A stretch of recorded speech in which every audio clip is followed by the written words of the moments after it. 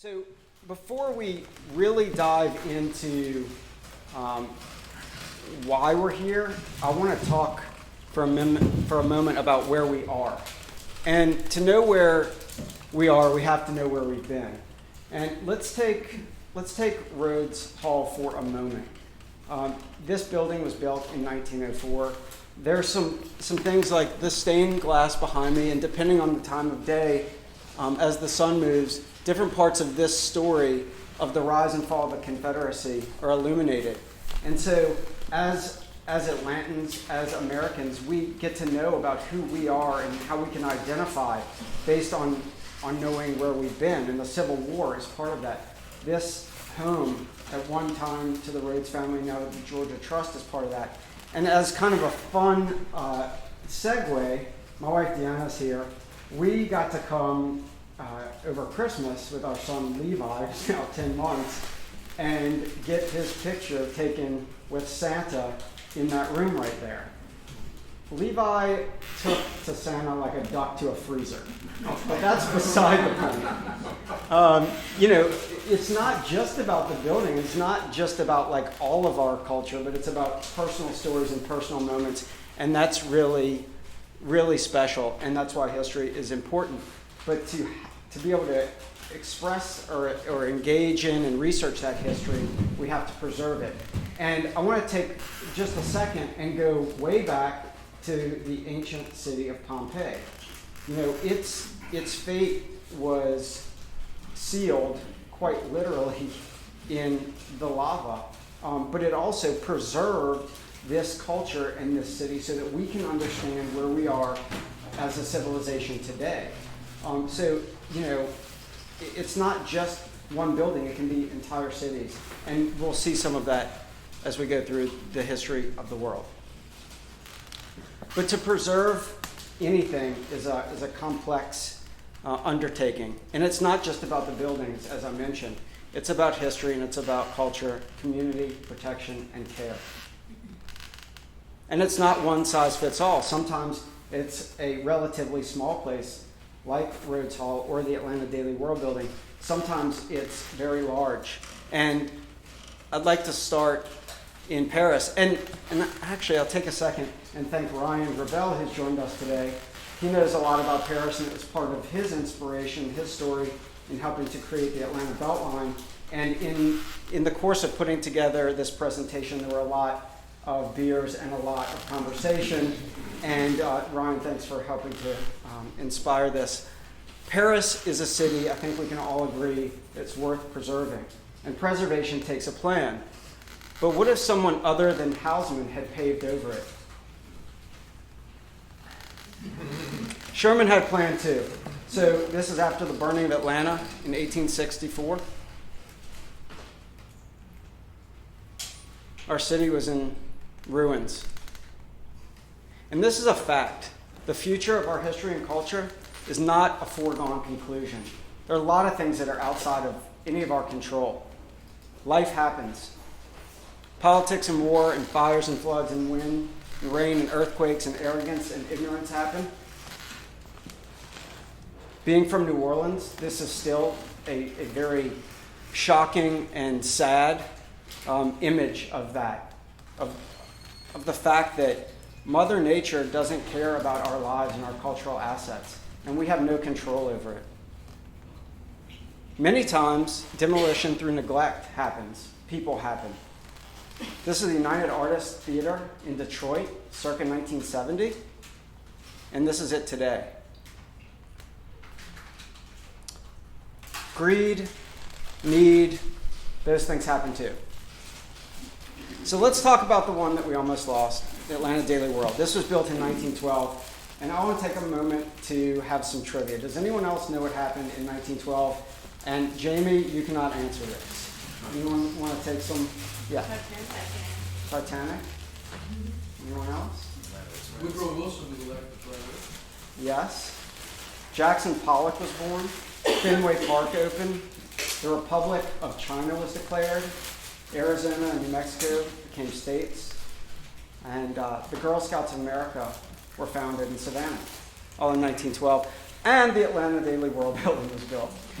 This gets its namesake from the Atlanta Daily World newspaper, the oldest continuously operating daily African-American newspaper in U.S. history.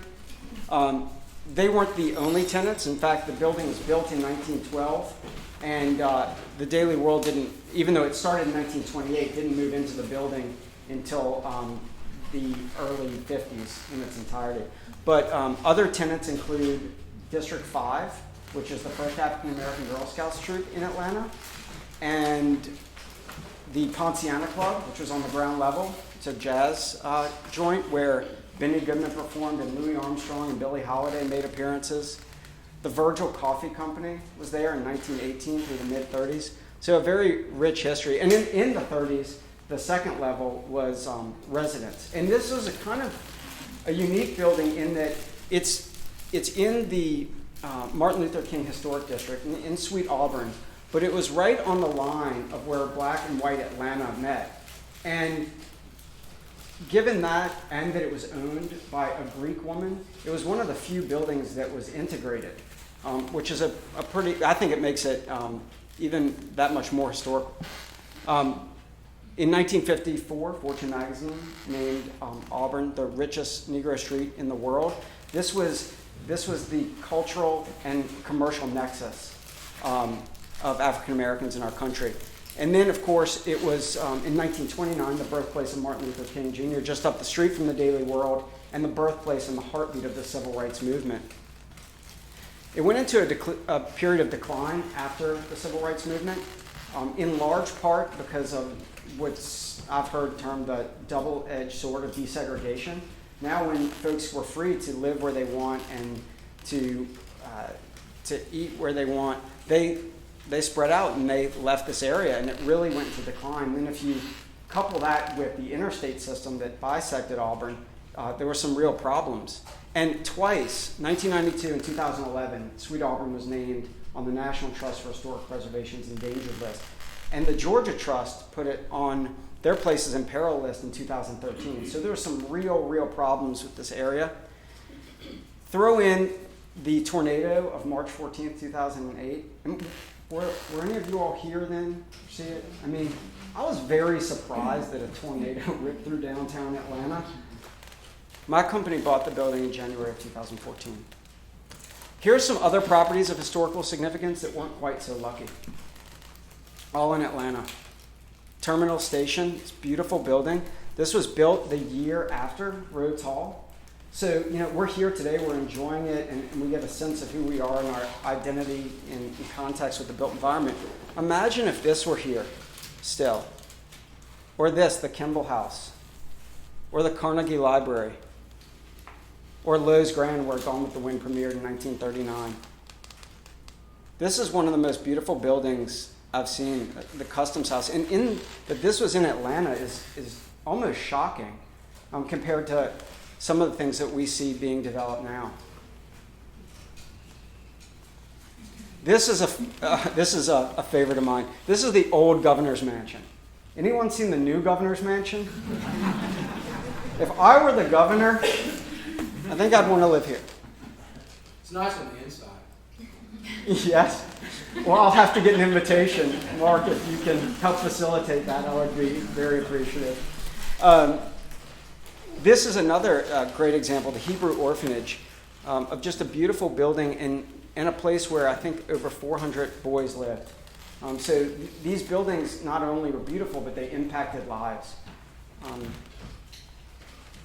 Here's a fun one, Ponce de Leon Park. In the background is Ponce City Market. I would argue that it would be more fun to spend time at a ball game than in a parking lot on a Saturday afternoon. So here are some keys to success that I found in the historic rehabilitation of the Daily World. These, I think, are proven. You need community will. You need political will. There has to be a financial return, and it's absolutely a team effort. And it took a little bit of time for me to really understand that last part, because I've mentioned some of the folks like on the team that are here today. But when I really started thinking about it, there are people on this team in the preservation of this building that I don't even know that lived 100 years ago. folks like John Wesley Dobbs, people who helped create the real history and the real impact of Auburn Avenue and the civil rights movement. And there are people who will be on this team who have yet to be born if we're going to be keeping this. And we have to work together as a team to make sure that we do our best to preserve this history and culture. The historic tax credit is essential. That's part of the financial reason that this rehabilitation could occur. And we'll get more into that as well. So why does this building, a 5,000 square foot brick building, why does this survive when other things like Terminal Station and the Kimball House and the old governor's mansion get torn down? And I would argue that it's because of the sharing the story and really I think an evolution in the minds and the hearts and the souls of Atlantans in understanding what having a rich life means. It's not about some big pile of money, and I think Leon Creer got it right here in his Forms of Accumulation. It's about a beautiful city where we can, live together and share stories and create memories. In 1949, I believe, and historians or others who may have this fact, in 1949, the last of over 300 miles of streetcars were removed. And now they're coming back on Auburn Avenue. The streetcar goes right in front of the Daily World. I think, again, in that evolution, we're seeing the importance of bringing back some of our culture. This was in 1917. This was the Great Fire of Atlanta. And just one more image to punctuate that we're not in control of a lot of this. This fire burned a linear mile of Atlanta in much of the Fourth Ward where the Atlanta Daily World building is located. And then the tornado of 2008, I call it a twist of fate, a turning point. CNN Center, Phillips Arena, huge devastation to Oakland Cemetery, loss of life even. This thing was powerful. And it tore the roof off of the Daily World. This is the morning after, the sign in the street surrounded by rubble and caution tape. In August of 2013, when I went to the building for the first time with Alexa Scott, whose grandfather had founded the paper, W.A. Scott. This is what I saw. This is a door hanging by a thread. I just made that up. Jamie, did that work? Okay, good. Plaster peeling, rotting floors. This is downstairs. This is, by the way, upstairs in the building where residents lived in the 1930s, where C.A. Scott's office was when the leaders of the civil rights movement were meeting in this room to discuss, the topics of the day. This is downstairs where the Ponciana Club, where Benny Goodman performed was, where the Virgil Coffee Company was, where the Atlanta Daily office, the World's offices were. And you see just plaster on the ground and black mold, sagging floor joists. This is not an optical illusion. The floor was actually caving in, and it was dangerous. I was kind of scared to be walking around in there. But I thought it was important. And again, this goes back to this importance of documenting. And Artem took these photos. When we're doing preservation, we need to be taking photos and we need to have, video and illustration so that we can explain this. It would be very difficult for me, and I think maybe anyone, to be able to audibly paint this picture for you. And it has an impact. Okay, for those of you who know, please don't answer. Does anyone want to take a guess at what this blue stuff is hanging from the ceiling? Anyone? This is shredded blue tarp. It is very difficult to keep rain out of a building when that's when your tarp looks like. This is the peeling plaster from the wall. A clock with time standing still. But the history remained, and that's what's important. This wind and rain and the recession that we all loved so much, and the neglect and the hearsay in a crumbling building, still had the history of District 5, the Girl Scouts. And on our grand opening day, which was March 12th of this year, March 12th of 1912 was when the Girl Scouts were founded, as I mentioned. We had 2 of the original Scouts from this troop come back for our grand opening. And it was really a special day, and to hear their stories helped create an even deeper connection for me personally to the daily world. History, a historic place in journalism. But then we had 2012 and the demo permit. This was a very perilous moment. But remember what I was talking about with the will of a community? Well, this was the same community that gave birth to Martin Luther King, to the I Have a Dream speech, to the Curb Market, to Ebenezer, the Royal Peacock.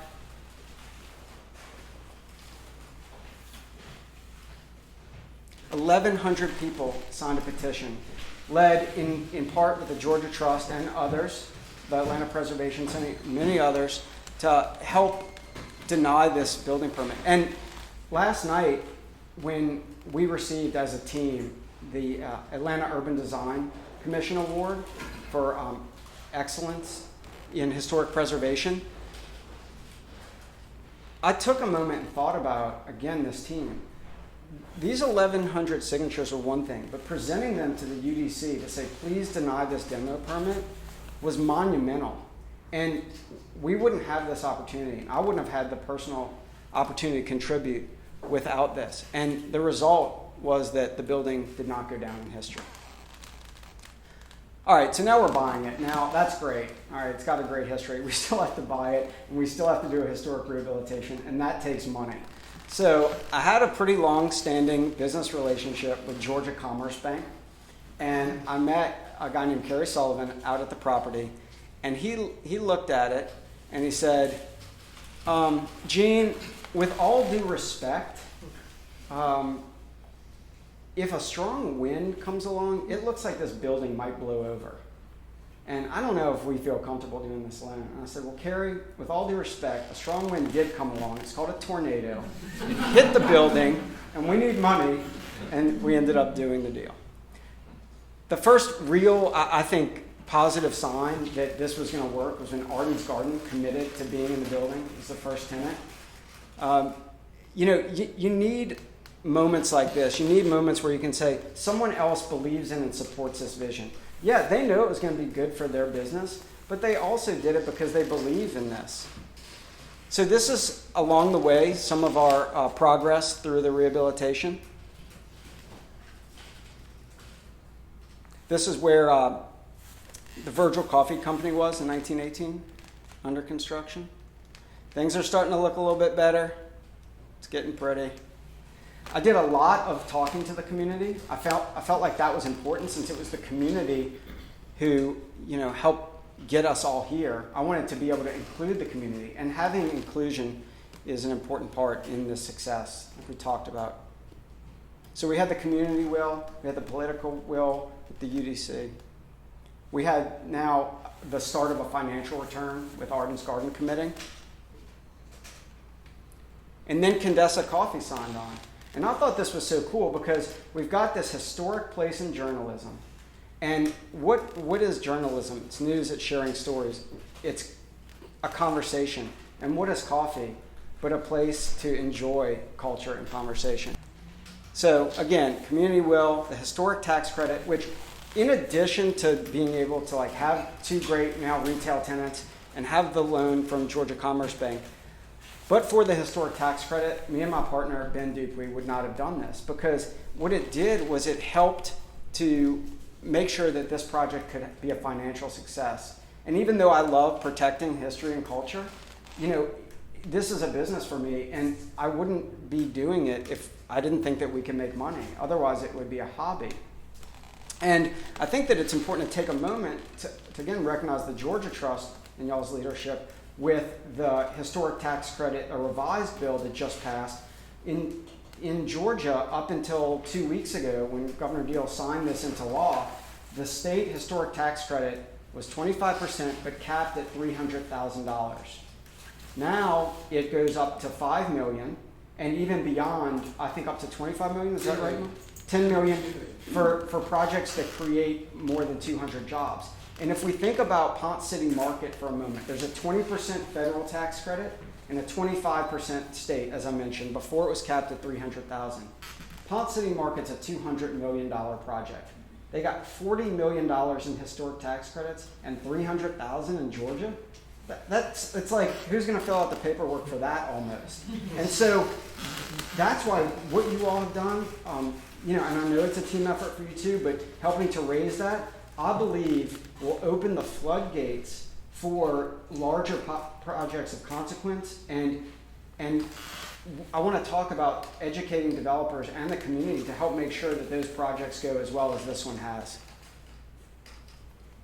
So this was January of 2014. You all saw this. This is January of 2015. This is before. This is after. This is on the second level. For the first time since 1930, residents are living back at the Daily World. And even though she's going to get a little bit mad at me, I want to recognize my wife, Deanna Kansas. She's with Sotheby's, and she leased these apartments. And you did a great job, so thank you. See, Mark, you mentioned every month is Preservation Month. Every day is Mother's Day. That was then. This is now. A lot of people ask me, like, did you do this project because of the streetcar? The answer is no. I am thrilled that the streetcar's there. I like riding the streetcar. Being from New Orleans, I think it's more than just a vehicle to get from point A to point B. But I did it because of the story, and I did it because of the anchors. This is surrounded by Georgia State University, 33,000 students. You've got downtown Atlanta. You've got the 5th largest hospital in the country in Grady. And you have a community that stepped up. And when the community, 1,100 civic and culturally minded people signed a petition, I really took notice. I mean, that was saying, hey, this is important. This was threatened at one time. Now it's saved. So this is the point where I think we can do a kind of a call to action. If we're going to preserve the world, we all have to do our part.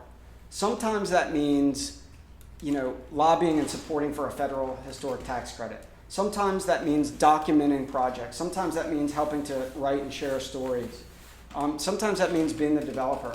Whatever it is, if you believe in it, you can stand up and do your part. You don't have to be John Lewis leading the march in Selma to have an impact.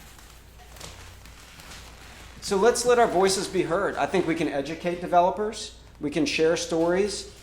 And this might mean social media. It might be contributing. It might mean pitching to an editor. It might be putting something on your personal or corporate websites. We need to inform our leaders.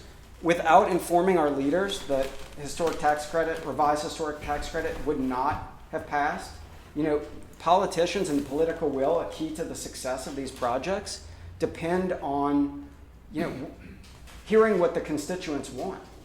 And I was part of a small delegation through the National Trust of Historic Preservation to go to Washington a couple of years ago, and we were going to meet with Congressman Lewis or his office. And I was like, doesn't Congressman Lewis kind of support this? Like, why do we have to meet there? I mean, I was thrilled and honored, but they need to hear from us. Whether they're for or against or on the fence, they need to hear from us. And we need to support preservation. So we don't have to look too far. The Georgia Trust just came out with the Places in Peril list for 2015. You can see the impact that it has from the Daily World being on a place in peril in 2013. So I would love for you all to connect with Mark and Kate and the others here at the Georgia Trust to see what we can all do to help make for a better history and culture in Atlanta and beyond. That's the history of the world, and I thank you.